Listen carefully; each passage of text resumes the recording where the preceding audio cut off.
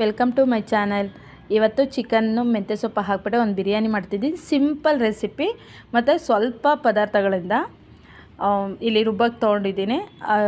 ಈರುಳ್ಳಿ, ಟೊಮೊಟೊ, ಚಕ್ಕೆ, ಲವಂಗ, ಏಲಕ್ಕಿ, ಮೆಣಸು, ಶುಂಠಿ ಬೆಳ್ಳುಳ್ಳಿ ಪೇಸ್ಟು, ಆಮೇಲೆ ಈರುಳ್ಳಿ, ಹಸಿರು ಮೆಣಸಿನ್ಕಾಯಿ, ಟೊಮೊಟೊ, ಮೆಂತ್ಯ ಸೊಪ್ಪು ಹೆಚ್ಚಿಟ್ಕೊಂಡಿದ್ದೀನಿ. ಕುಕ್ಕರಿಗೆ ಚಕ್ಕೆ, ಲವಂಗ ಮತ್ತು ಪಲಾವ್ ಎಲೆ ಹಾಕ್ಬಿಟ್ಟು 1 ಟೀ ಸ್ಪೂನ್ ಜೀರಿಗೆ ಹಾಕಿದ್ದೀನಿ.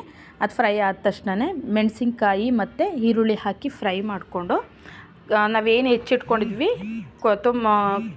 ಮೆಂತ್ಯ ಸೊಪ್ಪು ಹಾಕಿಬಿಟ್ಟು ಅರಿಶಿನ ಹಾಕಿ 2 ನಿಮಿಷ ಹಸಿ ವಾಸನೆ ಹೋಗೋವರೆಗೂ ಫ್ರೈ ಮಾಡ್ಕೋಬೇಕು. ಅದಾದ ನಂತರ ಚಿಕನ್ ಹಾಕ್ಬಿಟ್ಟು ಉಪ್ಪು ಹಾಕಿ ಅರಿಶಿನ ಹಾಕ್ಬಿಟ್ಟು ಮತ್ತೆ ಫ್ರೈ ಮಾಡ್ಕೋಬೇಕು. ನಾವೇನು ರುಬ್ಬಿ ಎತ್ತಿಟ್ಕೊಂಡಿದ್ವಿ ಟೊಮೊಟೊ ಹಾಕ್ಬಿಟ್ಟು ನಾವು ರುಬ್ಬಿರೋದು ಏನು ಎತ್ತಿಟ್ಕೊಂಡಿದ್ವಿ ಆ ಮಸಾಲೆ ಕೂಡ ಹಾಕಿ ಹಸಿ ವಾಸನೆ ಹೋಗೋವರೆಗೂ ಒಂದು 5 ನಿಮಿಷ ಫ್ರೈ ಮಾಡ್ಕೋಬೇಕು. ಅದಾದ ನಂತರ ಅಕ್ಕಿ ತೊಳೆದಿಟ್ಕೊಂಡಿದ್ರೆ ಒಳ್ಳೆಯದು.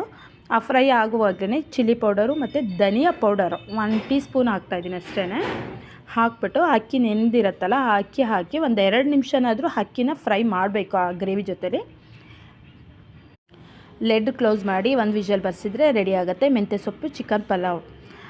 ಥ್ಯಾಂಕ್ ಯು ವೀಕ್ಷಕರೇ. ಲೈಕ್ ಮಾಡಿ, ಶೇರ್ ಮಾಡಿ, ಸಬ್ಸ್ಕ್ರೈಬ್ ಆಗಿ. Thank you.